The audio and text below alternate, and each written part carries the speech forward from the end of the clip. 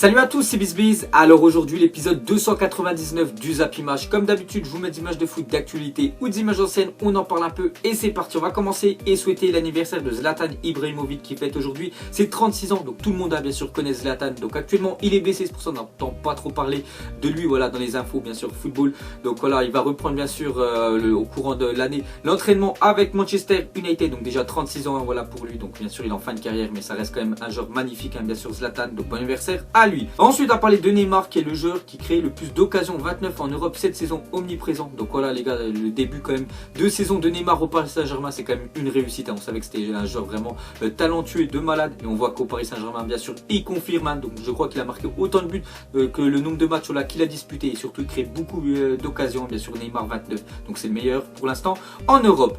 Ensuite, on regardait les meilleurs dribbleurs dans le top 5 européen en 2017-2018. Donc Neymar, sans surprise, premier avec 46 dribbles réussis, deuxième Lionel Messi et le troisième un français Nabil Fekir avec 35. Ensuite on va parler de Naples a marqué au moins 3 buts lors de chacun de ses 11 derniers matchs de Serie A. Donc voilà les 11 derniers matchs de Naples en Serie A, c'est toujours minimum 3 buts inscrits. Donc ils ont vraiment une attaque de feu, on a bien vu voilà, face à l'OGC Nice en Ligue des Champions, enfin c'était le barrage de la Ligue des Champions. Voilà, Insigne, Mertens et Callejon devant, ça marque beaucoup de buts, donc vraiment impressionnant Napoli. Ensuite ces deux équipes sont encore invaincues en championnat cette saison. Donc il y a le Barça et il y a Napoli qu'on a parlé juste avant où il y a beaucoup de buts inscrits par Naples. Donc Naples c'est 21 points sur 21, 23 buts marqués, 2 buts encaissés pour Napoli qui est vraiment impressionnant. Et le Barça 21 sur 21, 25 buts inscrits et 5 buts encaissés.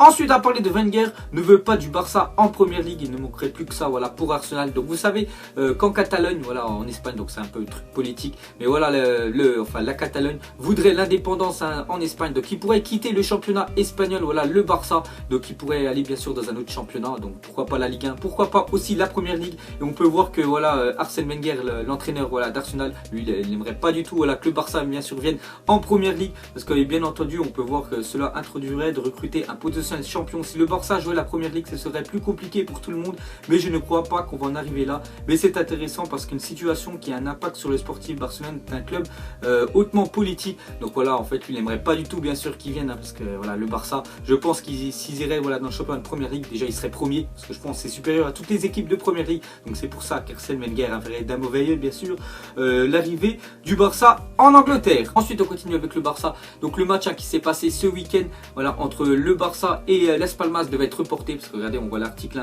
mais le club voilà pourrait perdre 6 points et être sanctionné économiquement. Donc c'est pour ça que le match s'est déroulé à huis clos, donc il n'y avait personne voilà, dans le stade voilà, et le Barça ils savent que s'ils n'auraient pas déroulé ce match là ils auraient pu perdre 6 points. Donc vu qu'actuellement ils sont premiers, ils ont tout gagné, voilà, ils auraient pu voir bien sûr le Real Madrid revenir sur eux. Ensuite on va parler de Ronaldo et Messi en 2017, donc les deux meilleurs joueurs de la planète actuellement. Donc regardez, Ronaldo c'est 41 matchs, 41 buts, donc des stats impressionnantes pour Cristiano Ronaldo. Et Lionel Messi, la même chose, 46 matchs, 46 buts, voilà, pour les deux meilleurs joueurs de la planète. Donc ils sont exactement, bien sûr, au même ratio. Ensuite, une déclaration de Zinedine Zidane, il a dit Cristiano Ronaldo est très déçu car il n'a pas encore marqué, mais c'est le football. Sa passe pour Isco était phénoménale. Donc voilà, c'est par rapport au match où le Real Madrid va emporter 2-0 face à la Real, je crois, Sociedad. Donc Cristiano Ronaldo n'a toujours pas marqué en Liga cette saison. Donc il a été déjà suspendu 5 matchs. Et voilà les 3 derniers matchs voilà, qu'il a fait. Donc il a toujours pas marqué en Liga. Donc Cristiano Ronaldo, sa plus longue série où il n'avait pas marqué en Liga, c'est 4 matchs. Donc si le prochain match il marque pas, donc voilà, il égalera ce record là. Donc Cristiano Ronaldo, on peut voir bien sûr qu'il est dégoûté, mais bon voilà, il peut se consoler parce qu'en Ligue des Champions il a déjà marqué 4 buts. Ensuite une déclaration de Raphaël Varane, il a dit j'ai passé un cap sur les derniers mois, l'année dernière ça a été une saison à quasi 40 matchs, je continue à progresser. Donc voilà, Raphaël Varane a maintenant titulaire indiscutable dans la défense voilà, du Real Madrid avec Sergio Ramos, parce que l'année dernière c'était un peu plus compliqué vu qu'il y avait Pepe, vu que maintenant il est parti au Beşiktaş, voilà, ça lui laisse vraiment la place. On peut voir que Raphaël Varane il est vraiment content de jouer au Real Madrid et il a dit que voilà, c'était une saison vraiment pleine l'année dernière. Ensuite on a parlé de Achraf Hakimi, est devenu hier le premier joueur marocain à jouer sous les couleurs du Real Madrid. Donc lui en fait il a remplacé Dani Carvajal, parce que Carvajal il a un problème au cœur, donc pour l'instant il peut plus jouer au football, on ne sait pas voilà sa durée d'indisponibilité. Donc voilà le Real Madrid et surtout Zinedine Zidane, voilà l'entraîneur, donc il a fait confiance à Hakimi. Donc on peut voir que c'est le premier joueur marocain à porter les couleurs des merengues. Ensuite Michy Batshuayi a marqué un but toutes les 74,8 minutes depuis qu'il a rejoint Chelsea.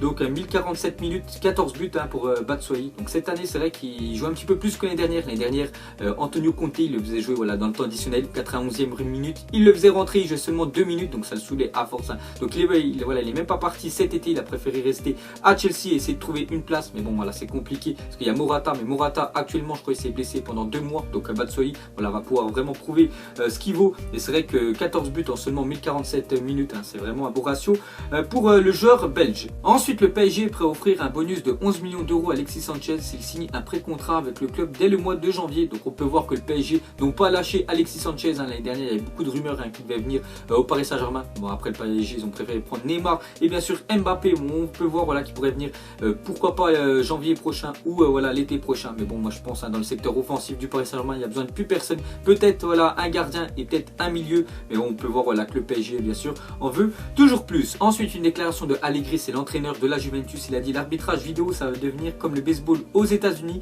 Il y a une action tous les quarts d'heure. Donc on peut voir que lui, il est totalement contre voilà, l'arbitrage vidéo. Donc c'est vrai que ça prend 3-4 minutes à chaque action. Donc voilà, ça va être injouable. Mais voilà, si c'est un système qui est plutôt rapide, ça prend, on va dire, max 30 secondes. Pourquoi pas? Parce que moi, je suis vraiment pour. Hein, voilà, parce qu'il y a beaucoup de problèmes voilà, d'arbitrage. Mais après, les arbitres ne peuvent pas tout voir. Donc moi, je suis pour. On peut voir voilà, que l'entraîneur de la Juventus est contre. Ensuite, j'ai un coup d'œil au but marqué ce week-end. Donc la Liga 34, Serie A 33. La Ligue 1, 3e avec 32 buts. Hein, donc c'est pas mal hein, quand même. Parce que l'année dernière, les gars, on était souvent 5e. Voilà, enfin, le dernier championnat où il y a le moins de buts marqués. Donc c'était où c'était le moins spectaculaire. Et c'est vrai que cette année, voilà, il y a pas mal de buts. Hein, quand je pense au PSG Bordeaux, il y a eu 6-2. Angers-Lyon, voilà, il y a eu 3-3. Marseille, comme partie s'imposer, voilà, à Nice 4-2. Donc ça fait pas mal de buts. Hein, donc c'est vraiment pas mal. Voilà, les attaquants cette année marquent beaucoup de buts. Donc c'est vraiment très bien. Ensuite, j'ai un coup d'œil au tableau fait par l'Observatoire du football. Donc la valeur de Kylian Mbappé a déjà augmenté de 50 millions d'euros depuis son arrivée au PSG. C'est la deuxième plus forte progression depuis juillet 2017 derrière Paulo Dybala. Donc on va prendre un exemple comme Lukaku. Donc le 1er juillet 2017, il coûtait plus de 102 millions voilà, d'euros. Et actuellement, le 1er voilà, octobre 2017, il coûte 158 millions d'euros. Donc on peut voir voilà, qu'il a déjà augmenté. Donc la même chose hein, pour Mbappé avec vraiment le bon début de championnat qu'il a fait avec le Paris Saint-Germain. Donc on voit que sa valeur aussi a augmenté. La même chose hein, bien sûr pour Dembélé. Ensuite les gars, on va parler de Carlo Ancelotti. Donc il a fait une déclaration, il a dit je n'entraînerai pas lors des 10 prochains mois, je vais faire un break. Donc on peut voir voilà, qu'il ne veut pas reprendre directement un club hein, parce que quand même le Bayern l'ont licencié voilà, après la défaite voilà, 3-0 face au PSG. Donc il va prendre un peu de repos et je pense hein, à l'été prochain voilà, il va essayer de retrouver un nouveau club. Et pour finir ce zappimage donc officiel, la liste des 30 joueurs finalistes du Ballon d'Or sera dévoilée lundi prochain. Donc voilà le Ballon d'Or hein, 2017. Donc pour vous les gars, qui sera les 3 derniers finalistes? Donc moi je vais vous dire voilà mon point de vue bien sûr. Je pense déjà qu'il y aura Cristiano Ronaldo parce que c'est lui bien sûr qui va le gagner. En deuxième comme d'habitude il y aura Lionel Messi et le troisième hein, je pense que ça sera Buffon. Donc pour vous, vous mettrez bien sûr les 3 finalistes du prochain Ballon d'Or. Donc voilà les gars, la fin de Zappimage 299. Donc ça vous a plu, un petit like et je vous ferai l'épisode 300 tout simplement voilà, du Zappimage plus tard. Donc moi je vous laisse et je vous dis à la prochaine comme d'habitude. Allez ciao à tous. Donc on l'a maquillé avec des mensonges. Et son âme est moche, plus qu'à la maquiller avec des mensonges. Je sais pas ce qui se passe dans ma tête. Parfois, je voudrais sauver la terre. Parfois, je voudrais la voir brûler. Ça va pas trop, je roule en terre. Trop de haine pour 9 mètres carrés. Tristesse, faut pas.